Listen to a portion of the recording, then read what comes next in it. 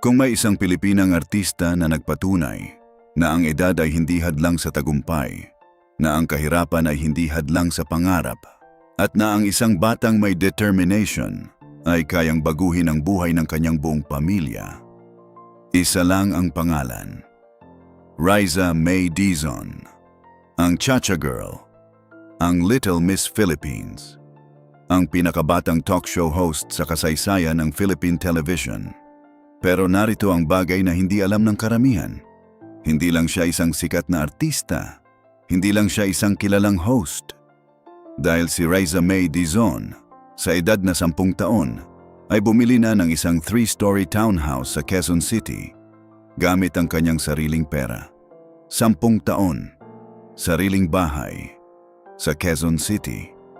At ngayon, sasabihin ko sa iyo ang buong kwento kung paano nagsimula ang lahat, kung ano ang mga ari-arian niya ngayon, at kung gaano nga ba siya kayaman.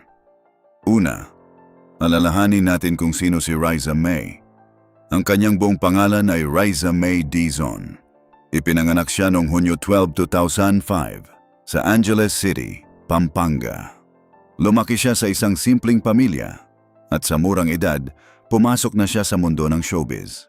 Ang kanyang ina na si Mommy Riza ay laging nandoon para suportahan siya sa lahat ng aspeto ng kanyang buhay at karera.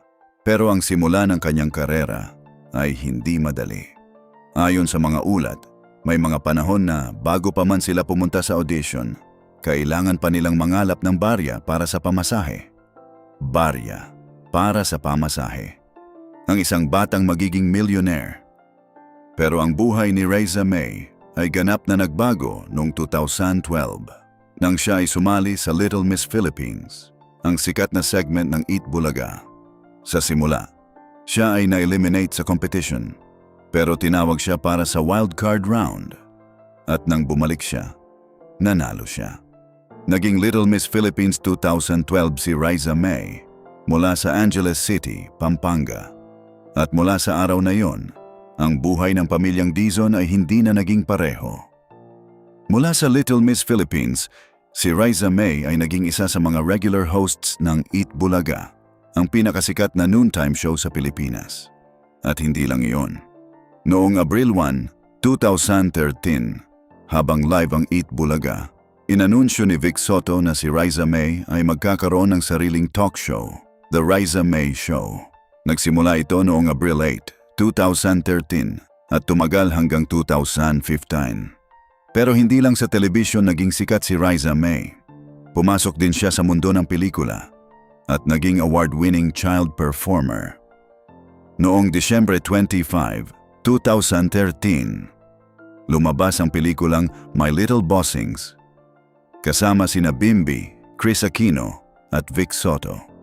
At kahit maraming kritisismo ang pelikula, ito ay naging isa sa mga pinakamalaking kumita sa 2013 Metro Manila Film Festival.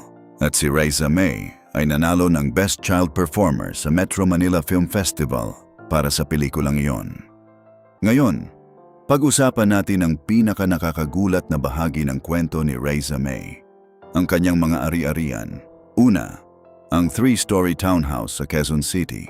Ayon sa mga ulat, si Riza May ay bumili ng isang 3-story modern townhouse sa isang prime at exclusive na lokasyon sa Quezon City. Sa edad na 10 taon. 10 taon. Hindi 10 taon na may trabaho. Hindi 10 taon na nagtitipid. 10 taon ang edad niya nang bumili ng bahay. Gamit ang kanyang sariling pera, mula sa kanyang mga endorsements, mula sa kanyang trabaho sa Eat Bulaga, at mula sa kanyang mga pelikula. At ang townhouse na yon ay hindi isang simpleng bahay. Ayon sa mga ulat, ang interior ng bahay ay nagpapakita ng modern living, may minimalist design, may spacious living area kung saan nakalagay ang kanyang maraming awards, at may dedicated space para sa kanyang online studies at vlogging equipment. At ang presyo ng ganitong uri ng townhouse sa Quezon City ngayon ay madaling umabot sa 15 milyong piso hanggang 25 milyong piso. Isang 10 taong gulang na bata na may bahay na nagkakahalaga ng 15 milyong piso hanggang 25 milyong piso. Pangalawa, ang Dream House sa Pampanga. Hindi lang isang bahay ang meron si Riza May.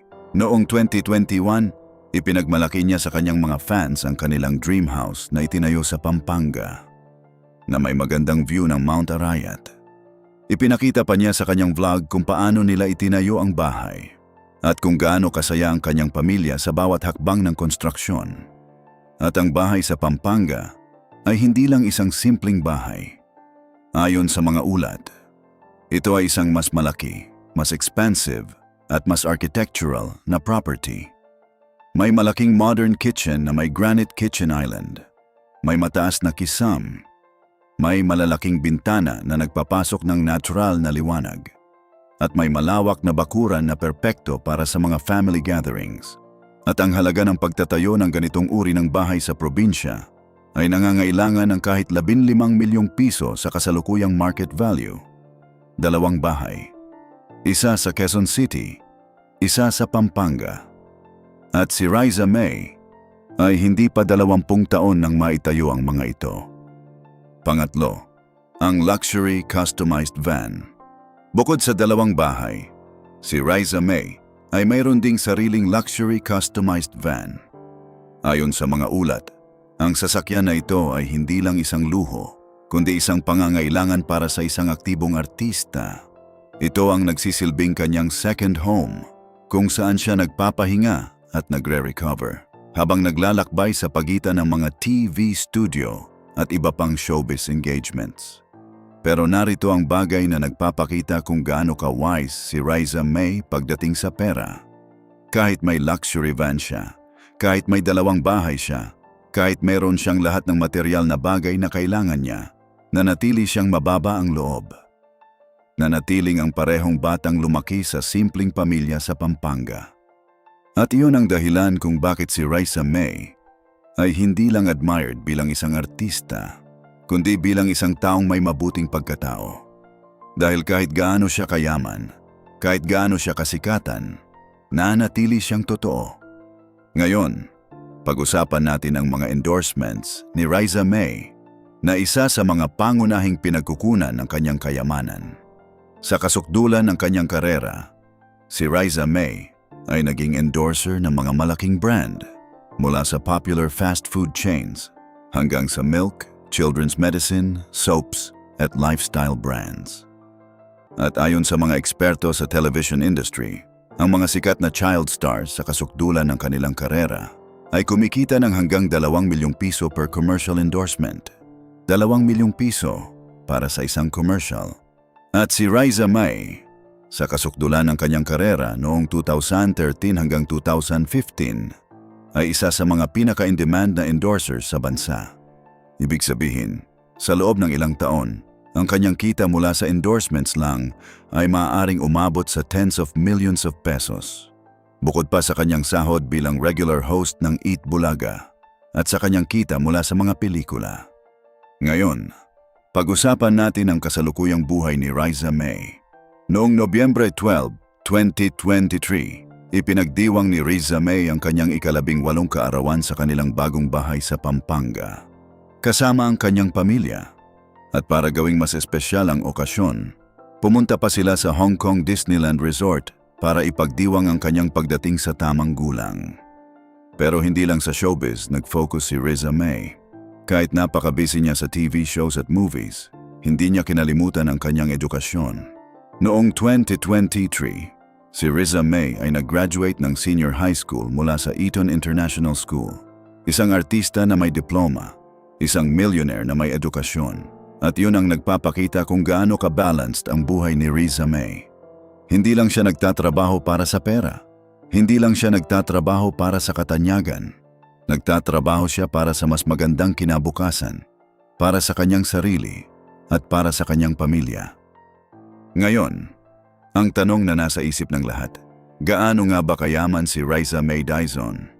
Ayon sa mga pagsusuri at ulat mula sa showbiz magazines, ang net worth ni Riza May ay tinatayang nasa pagitan ng 10 milyong piso hanggang 15 milyong piso. Kasama dito ang kanyang kita mula sa mga TV shows, mga endorsement deals, mga pelikula, personal investments. Pero narito ang bagay na kailangan nating tandaan. Ang mga numerong iyon ay conservative estimates lang. Dahil kung isasaalang-alang ang kasalukuyang market value ng kanyang dalawang bahay, ang isa sa Quezon City na nagkakahalaga ng 15 milyong piso hanggang 25 milyong piso at ang isa sa Pampanga na nagkakahalaga ng kahit 15 milyong piso, ang kanyang total assets ay maaaring mas malaki pa kaysa sa mga tinatayang numero. At habang patuloy siyang nagtatrabaho, habang patuloy siyang lumalaki, habang patuloy siyang naghahanap ng mga bagong oportunidad, ang kanyang kayamanan ay may malaking potensyal na patuloy na lumago. Dahil si Riza May ay hindi pa 20 taon at mayroon na siyang 2 bahay, isang luxury van at isang karera na nagsimula ng maaga at patuloy na lumalago. Isang batang lumaki sa simpleng pamilya sa Pampanga. Isang batang kailangan pang mangalap ng barya para sa pamasahe bago pumunta sa audition. Isang batang na-eliminate sa unang round ng Little Miss Philippines, pero bumalik at nanalo. At ngayon, sa edad na wala pang 20, may 2 bahay, may luxury van, may net worth na tinatayang 10 milyong piso hanggang 15 milyong piso at patuloy pa ring lumalaki. Kaya sa susunod na makita mo si Riza May sa TV o sa kanyang mga social media posts, huwag mo lang siyang tingnan bilang ang Chacha Girl o bilang ang Little Miss Philippines. Tingnan mo siya bilang isang patunay na ang kahirapan ay hindi isang hadlang, na ang edad ay hindi isang limitasyon, at na ang isang batang may determination ay kayang baguhin ang buhay ng kanyang buong pamilya. Iyon ang tunay na kwento ni Riza May Dizon. Iyon ang tunay na kahulugan ng pagiging youngest millionaire. Inspired ka ba sa kwento ni Riza May? Ano ang nararamdaman mo sa kanyang tagumpay sa murang edad? I-comment mo sa baba. At huwag kalimutang mag-subscribe para lagi kang updated sa aming mga kwento. Salamat sa panood.